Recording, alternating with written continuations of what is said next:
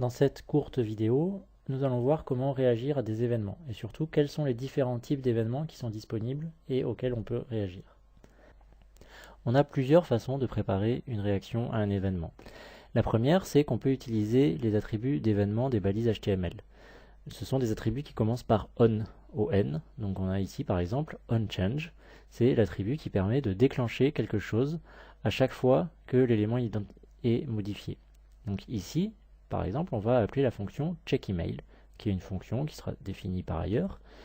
Et cette fonction, elle va être lancée sur l'événement change, c'est-à-dire à chaque fois que cette balise input va être modifiée, en pratique à chaque fois que l'utilisateur va rajouter des caractères à l'intérieur de cette balise input. OnMouseOver, donc mouseover, c'est un événement qui se déclenche lorsque la souris entre dans un élément. Ici donc c'est le statut de la fenêtre qui sera modifié dès que la souris arrivera sur ce lien A. OnSubmit se déclenche quand on soumet un formulaire et ici donc on appellera la fonction checkForm au moment de la soumission du formulaire. Alors petite particularité, on peut faire en sorte que la fonction renvoie un booléen et si la fonction renvoie false, alors l'événement est annulé. Autrement dit ici, si le formulaire n'est pas considéré comme valide par la fonction checkForm qui existe par ailleurs, à ce moment-là, le script ne sera pas appelé. Et c'est comme si on n'avait pas soumis le formulaire. La deuxième façon de gérer un événement, c'est en JavaScript en utilisant l'arbre DOM. On récupère un élément de la façon qu'on souhaite, avec les méthodes vues dans la vidéo précédente. Donc par exemple, je récupère un élément avec getElementById. Et ici encore, on a accès à tous les événements en les faisant commencer par on. Donc élément.onClick égale ma fonction. Ça signifie que ma fonction sera appelée lors du clic sur l'événement en question, sur l'élément en question. Et la fonction a accès à this, ce qui est pratique, c'est-à-dire que la fonction a accès à l'élément concerné par l'événement, ce qui permet de modifier l'élément. Par exemple ici, on modifie le style de fond, on change la couleur de fond en utilisant le mot-clé this. Puis enfin, la troisième façon, c'est la fonction addEventListener sur le document entier cette fois. Ici, par exemple, on associe au document une réaction à l'événement click. C'est une fonction qui va changer le contenu d'un élément particulier. Alors attention, addEventListener n'est pas compatible avec les versions d'Internet Explorer inférieures à 9, ni d'Opera en dessous de 7.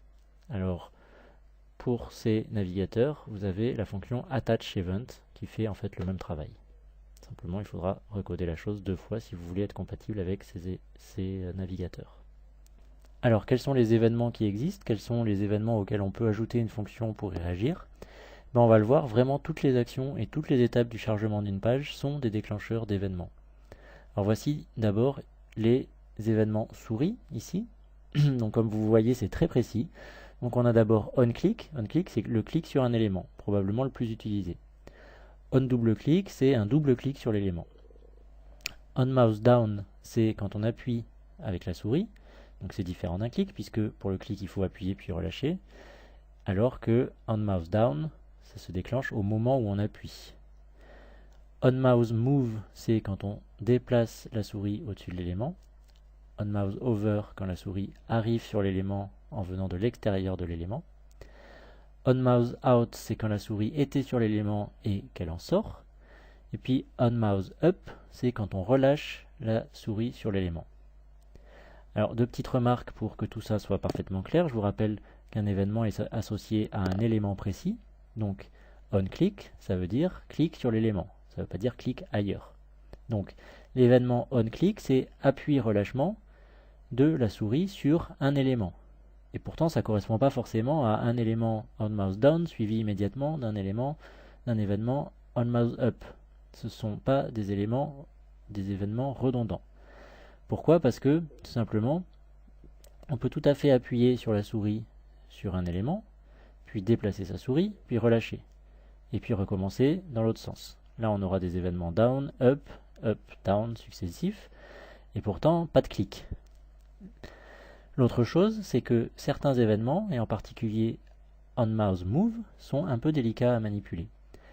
Si vous associez un événement à onMouseMove, cet événement a toutes les chances de se déclencher plusieurs fois, et même de nombreuses fois, et même énormément de fois, puisque si l'utilisateur promène sa souris pendant 1 minute sur un élément, à ce moment-là, l'événement va se déclencher en boucle infinie pendant 1 minute.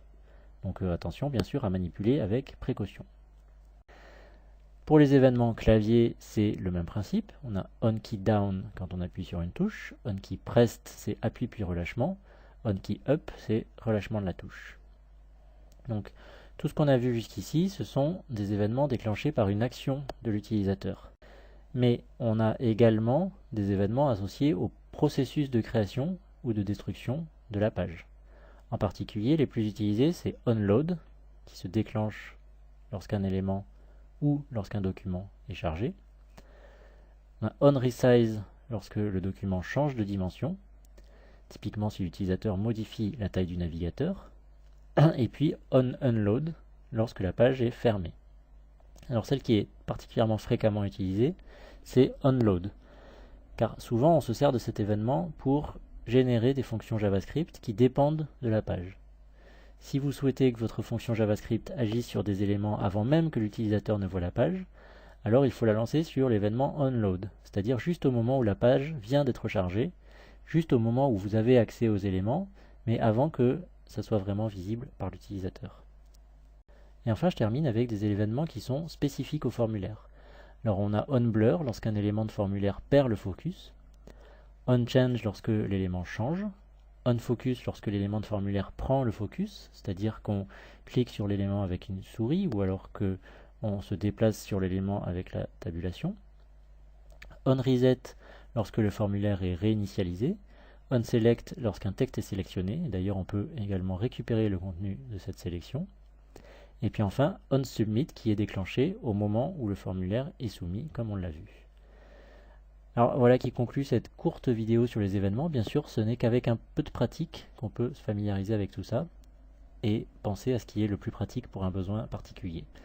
Donc maintenant, la chose à faire, c'est de pratiquer ces événements et de faire du JavaScript.